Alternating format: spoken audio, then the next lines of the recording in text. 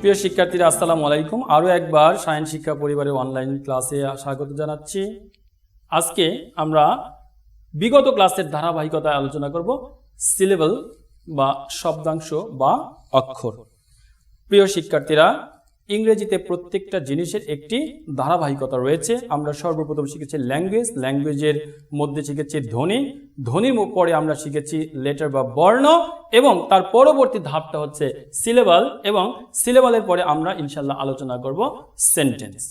Syllable কাকে বলে এটা একটু আমরা জেনে নেব। কোনো ওয়ার্ড এর যতটুকু অংশ ভাওয়েল সাউন্ডের সাহায্যে একবারে উচ্চারণ করা হয় তাকে সিলেবাল বলে। ভাওয়েলের সাহায্যে কথাটা ঠিক, আমরা যখন বলবো ভাওয়েল সাউন্ডের সাহায্যে, এবং আমরা যখন বিশ্লেষণ করব তখনও ভাওয়েল সাউন্ডের সাহায্যেই বিশ্লেষণ করব। প্রিয় শিক্ষার্থীরা, আমাদের অনেকেই বলে থাকে বা আমরা বিভিন্ন জায়গায় দেখে থাকি যে একটি ওয়ার্ডের মধ্যে সাধারণত যে কয়টি ভাওয়েল থাকে সেই কয়টি সিলেবাল থাকে। বিষয়টি কিন্তু ঠিক নয়। ভাওয়েল বেশি থাকলেও ভাওয়েল সাউন্ড যে কয়টি থাকবে সেই কয়টি সিলেবাল থাকবে। সিলেবাল চার প্রকার, যথা 1 মনোসিলেবাল, 2 ডি সিলেবাল, 3 ট্রাই সিলেবাল, 4 পলিসিলেবাল। এবার আমরা এগুলোর একটু বিস্তারিত আলোচনা নিয়ে আসছি। মনোসিলেবাল, মনো শব্দের অর্থ এক। আমরা আমাদের এই যে নাম এবং নামের যে অর্থ, সেই অর্থ থেকেই সংজ্ঞাটা কিছুটা অনুমান করতে পারি। অর্থাৎ যে সকল শব্দ ভাওয়েল সাউন্ডের সাহায্যে একবারেই উচ্চারিত হয় তাকে মনোসিলেবাল বলে। যে সিলেবালকে আর ভাওয়েল বা ভাওয়েল সাউন্ডের সাহায্যে কোনোভাবেই বিশ্লেষণ করা যায় না তাকে মনোসিলেবাল বা মনোসিলেবাল বিশিষ্ট শব্দ বলে। প্রিয় শিক্ষার্থীরা, আমরা এখানে দুটি উদাহরণ দিয়েছি, ফ্যান এবং ফ্যান্ট। আমরা কি ফ্যানকে আর ভাওয়েলের সাহায্যে ভাঙতে পারি? পারি না। ফ্যানকে কি আমরা ভাওয়েলের সাহায্যে ভাঙতে পারি? ভাঙতে পারি না। এই শব্দ দুটি একবারেই উচ্চারিত হয়েছে, তাই এটি মনোসিলেবাল বিশিষ্ট শব্দ। প্রিয় শিক্ষার্থীরা, এর পরবর্তী স্টেপ আমাদের ডি সিলেবাল। মনোসিলেবালের মতোই ডি মান অর্থ 2। সুতরাং যে সকল শব্দ ভাওয়েল সাউন্ডের সাহায্যে 2 বারে উচ্চারিত হয় তাকে ডি সিলেবাল বলে। আরেকটি বিষয় একটু খেয়াল রাখবে, সিলেবালকে মাধ্যমে ভাওয়েল সাউন্ডের মাধ্যমে যখন কোনো ওয়ার্ডকে সিলেবালে বিশ্লেষণ করবে তখন প্রত্যেকটা সিলেবালের মাঝখানে একটি করে হাইফেন ব্যবহার করবে। আর তোমরা নিশ্চয়ই বুঝো যে সিলেবালটা আমরা কেন আলোচনা করছি। দুটি গুরুত্বপূর্ণ কারণ রয়েছে সিলেবাল আলোচনার পিছনে।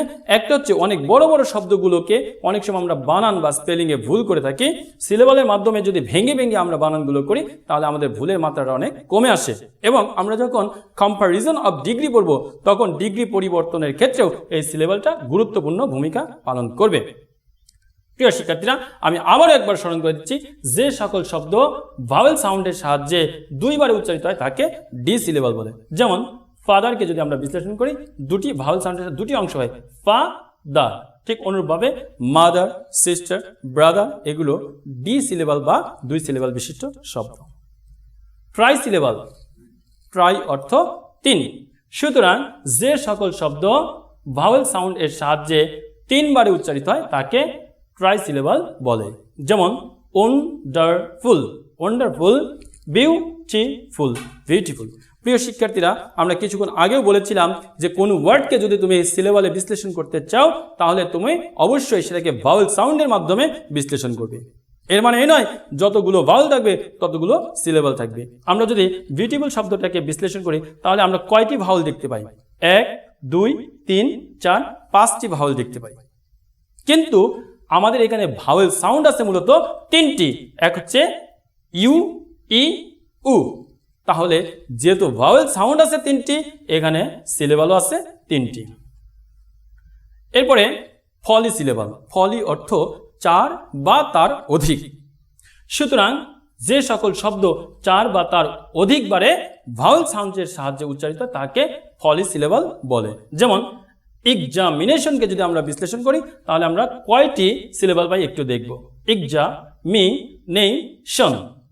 অনুরূপভাবে ইউনিভার্সিটি, ইউনিভার্সিটি এগুলো ফলি সিলেবাল বিশিষ্ট শব্দ।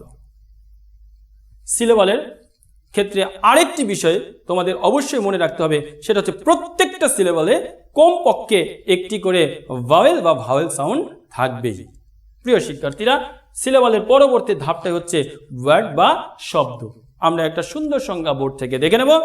একাধিক লেটার বা বর্ণ পাশাপাশি বসে যদি কোনো অর্থ প্রকাশ করে তবে তাকে ওয়ার্ড বা শব্দ বলে। যেমন PEN পেন, পেন মানে কলম। BOO কি বুক, বুক মানে বই। প্রিয় শিক্ষার্থীরা, তবে একটি ওয়ার্ডও একটি সিলেবল হতে পারে। একটু খেয়াল করো, এরকম দুটি ওয়ার্ড এর উদাহরণ আমি এখানে লিখছি। যেমন প্রিয় শিক্ষার্থীরা, প্রথম যে শব্দটা আমরা লিখেছি আই, নিশ্চয়ই তোমরা জানো এর অর্থ আমি। তাহলে এর একটি নির্দিষ্ট কি আছে, অর্থ আছে এবং একটি মাত্র বর্ণ, এটা অবশ্যই যেহেতু এর নিজস্ব একটি অর্থ আছে এবং একটি ওয়ার্ড। ঠিক অনুরূপভাবে এ মানে এক বা একটি বা একজন এই অর্থে ব্যবহৃত হয়। সুতরাং সবসময় যে একাধিক লেটার বা বর্ণ পাশাপাশি বসতে হবে বিষয়টি এরকম নয়। আমাদের খেয়াল রাখতে হবে একটি বর্ণ একটি শব্দ হতে পারে। প্রিয় শিক্ষার্থীরা, আমরা সিলেবালের মধ্যে যেমনটি বলেছিলাম যে প্রত্যেকটি সিলেবালে কম পক্ষে একটি করে ভাওয়েল সাউন্ড থাকবেই, ঠিক ওয়ার্ডের ক্ষেত্রেও আমাদের একই কথাই বলতে হয়। প্রত্যেকটি ওয়ার্ডেই কমপক্ষে একটি করে ভাওয়েল অথবা সেমি ভাওয়েল থাকবেই। সেমি ভাওয়েলের মধ্যে ডাব্লিউ এবং ওয়াই যখন ওয়ার্ডের শেষে বসে বা মাঝে বসে তখন কিন্তু তা ভাওয়েলের কাজ করে। সুতরাং কেউ যদি বলো যে স্যার স্কাই, এই স্কাই শব্দের মধ্যে তো আমরা কোনো ভাওয়েল দেখতে পাচ্ছি না, তাহলে স্কাই কিভাবে আপনি বললেন যে ভাওয়েল ছাড়া কোনো ওয়ার্ড গঠিত হতে পারে না। স্কাই বানানকে বিশ্লেষণ করলে আমরা কি দেখতে পাচ্ছি, ওয়ার্ডের শেষে ওয়াই আছে, ওয়াই যখন থাকে ওয়ার্ডের শেষে তখন তা ভাওয়েলের কাজ করে। সুতরাং নির্দ্বিধায় বলা যায় যে প্রত্যেকটি শব্দের মধ্যে কমপক্ষে একটি ভাওয়েল অথবা ভাওয়েল সাউন্ড থাকবেই। প্রিয় শিক্ষার্থীরা, ওয়ার্ডের পরে আমাদের পরবর্তী ধাপটা হচ্ছে সেন্টেন্স, যেটা তোমাদের বিভিন্ন পরীক্ষায় সরাসরি এখান থেকে কোশ্চেন করা হয়, সেন্টেন্স বা বাক্য। সেন্টেন্স কথাটাকে যদি আমরা একটু বিশ্লেষণ করে বলি তাহলে আমরা দুটি অংশ পাই, এক সেন্স, দুই টেন্স। সেন্স মানে অর্থ আর টেন্স মানে হচ্ছে সময়।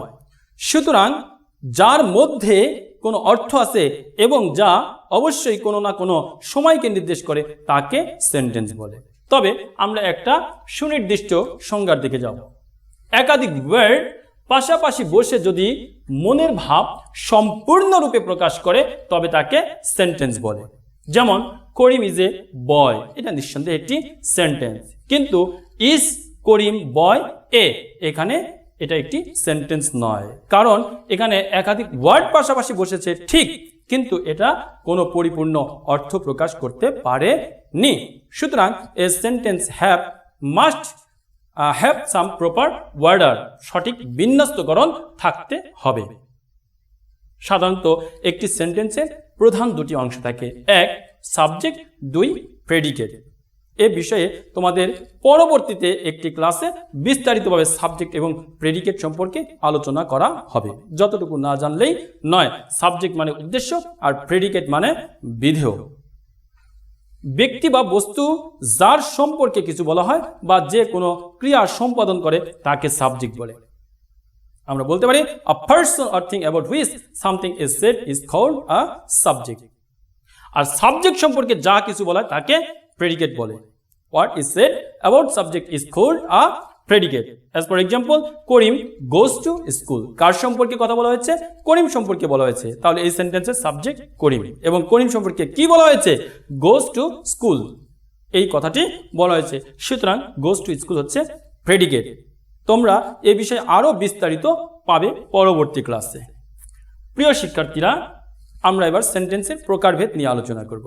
সেন্টেন্সটাকে মূলত দুটি ক্যাটাগরিতে বিভাজন করা হয় বা বিশ্লেষণ করা যায় বা প্রকারভেদ করা হয়। একটা হচ্ছে according to the sense or meaning বা অর্থগত দিক থেকে, আরেকটা হচ্ছে অ্যাকর্ডিং টু দ্য স্ট্রাকচার বা গঠনগত দিক থেকে। অ্যাকর্ডিং টু দ্য স্ট্রাকচার, এটার সাথে আরও অনেক বিষয় রিলেটেড যেটা আমরা এই মুহূর্তে হয়তো প্রাথমিক পর্যায়ে বুঝতে পারবো না, যার কারণে আমরা শুরুতে according to the sense or meaning বা অর্থ অনুসারে সেন্টেন্সের বিশ্লেষণটা করব। According to the sense or meaning, sentences are of 5 kinds. অর্থ অনুসারে সেন্টেন্স হচ্ছে 5 প্রকার। নাম্বার 1, অ্যাসার্টিভ সেন্টেন্স বা স্টেটমেন্ট। এটাকে তোমরা ডিক্লারেটিভ সেন্টেন্স, ন্যারেটিভ সেন্টেন্সও বলতে পারো। নাম্বার 2, ইন্টারোগেটিভ সেন্টেন্স, জিজ্ঞাসাসূচক বাক্য যার অপর নাম হচ্ছে কোয়েশ্চেন।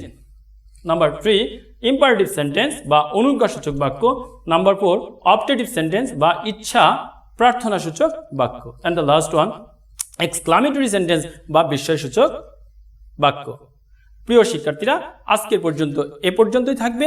ইনশাল্লাহ সেন্টেন্স নিয়ে আমরা আবারও তোমাদের সাথে পরবর্তী ক্লাসে উপস্থিত হব। সে পর্যন্ত তোমরা আমাদের পাশেই থাকবে, আমাদের সাথে যুক্ত থাকবে।